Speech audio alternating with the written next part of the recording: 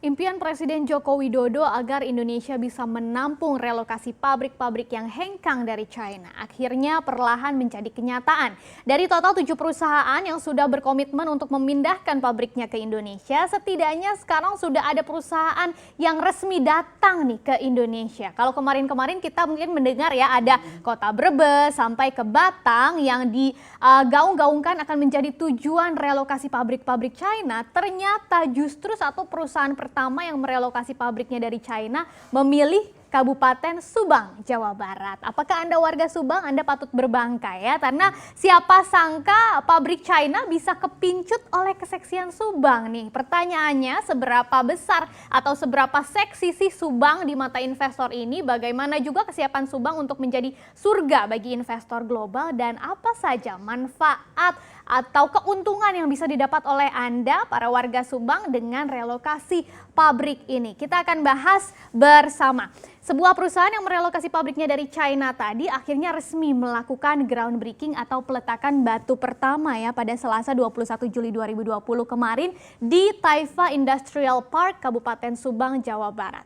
Perusahaan tersebut berasal dari Taiwan, yaitu PT Meilon Technology Indonesia. Ini bergerak di bidang usaha industri speaker, audio, dan elektronik. Perusahaan ini sudah berdiri selama lebih dari 40 tahun, sudah bermula pada tahun 1972, dan pabrik pertama perusahaan ini dibangun di kota Taipei, Taiwan. Tapi saat ini sudah ada 3 pabrik yang dimiliki. Selain di Taiwan, ada 2 lainnya berada di China, yaitu Suzhou dan Guangdong. Nah, perusahaan ini juga sudah terlisting di Taiwan Stock Exchange sejak 2001 silam.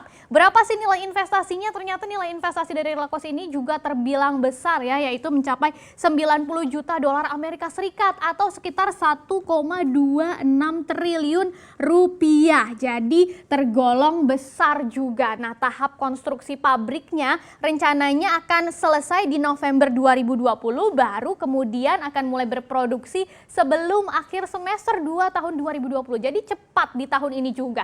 Hasil produksinya juga nantinya akan diekspor 100%. Kita lihat dari sisi sumber daya manusia, targetnya investasi ini juga bisa menyerap tenaga kerja hingga 8.000 orang tenaga kerja di Indonesia, dan diharapkan 80%-nya ini bisa berasal dari Kabupaten Subang ya. Pemkab Subang makanya menyatakan bakal bersinergi untuk melatih, kemudian meningkatkan juga kapasitas keahlian dalam bekerja supaya taraf ekonomi masyarakat secara otomatis juga akan meningkat. Untuk itu, Gubernur Jawa Barat Ridwan Kamil menilai momen ini adalah tanda kebangkitan ekonomi di tengah pandemi COVID-19 yang sekarang sedang mencekam ya. Ekonomi Jawa Barat tentu akan melompat dengan investasi ini dan kemudian merembet juga ke ekonomi Indonesia yang bisa terkerek luar biasa bisa saja. Selain itu, investor juga diminta untuk terus memaksimalkan partnership atau kerjasama dengan pengusaha Jawa Barat. Jadi bukan hanya fokus di pengusaha ibu kota saja.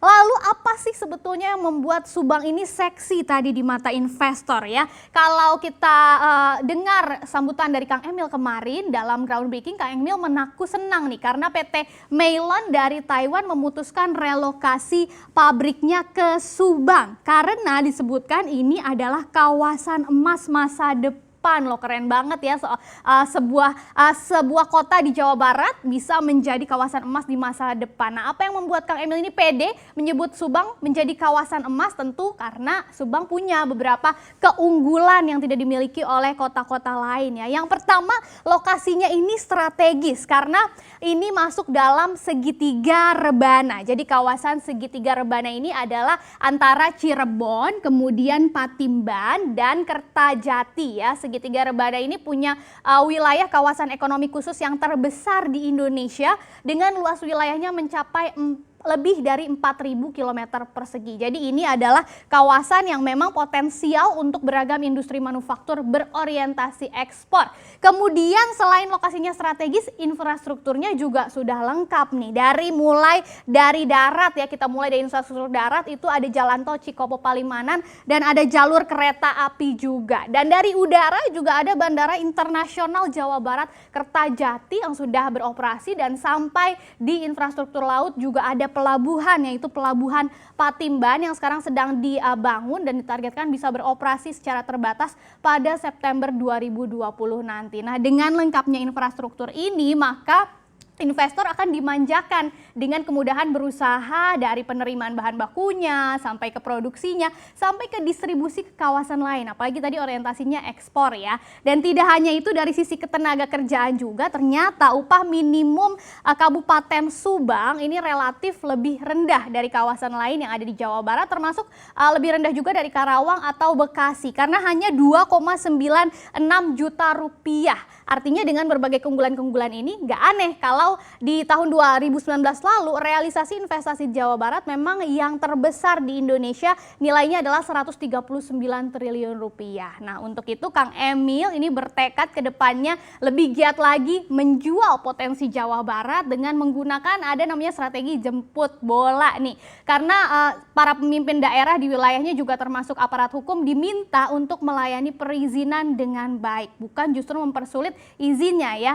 Kemudian pertanyaan selanjutnya adalah bagaimana kesiapan sumber daya manusia di Subang, karena jangan sampai tadi minta diserap banyak tenaga kerja lokal tapi ternyata kompetensinya tidak mendukung. Kita lihat ini berdasarkan data atau laporan dari Subang dalam angka per 2020 yang sudah dirilis oleh BPS. Total penduduk Subang di tahun 2019 lalu mencapai 1,57 juta orang. Dari total penduduk ini ada sekitar 50%-nya itu masuk ke dalam penduduk atau angkatan kerja ya, atau 779.377 orang. Ini angkatan kerja, yaitu penduduk yang berumur 15 tahun ke atas yang sudah bekerja atau juga sedang menganggur. Tapi untungnya yang sedang bekerja porsinya lebih banyak lagi ya, yaitu 711.978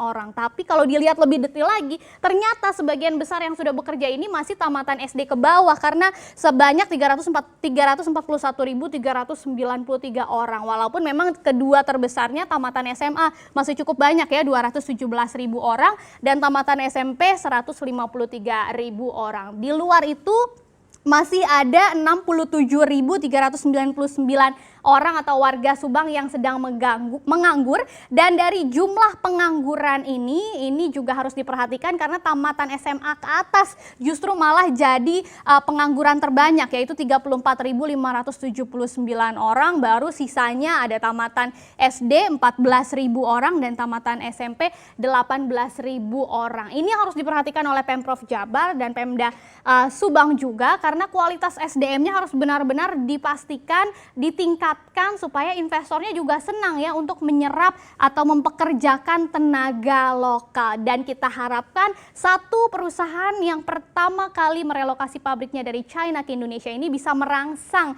atau membuat perusahaan-perusahaan lain untuk bisa merelokasi pabrik-pabriknya yang hengkang dari China ke Indonesia sesuai impian dari Presiden Joko Widodo.